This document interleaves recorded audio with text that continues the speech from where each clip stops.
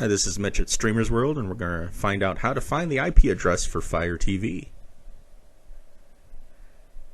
First, we'll start at the home screen of the Fire, and you can go to Settings,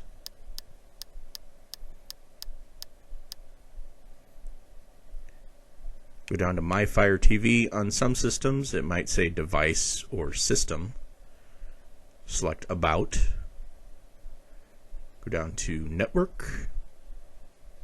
And there it is. The IP address is on the right side there.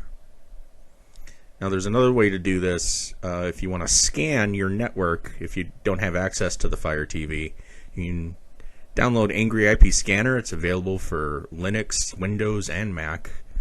Once you download it and install it, go to Fetchers.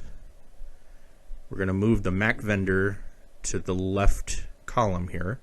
Select OK so we can tell the Mac vendor is Amazon. Start our scan,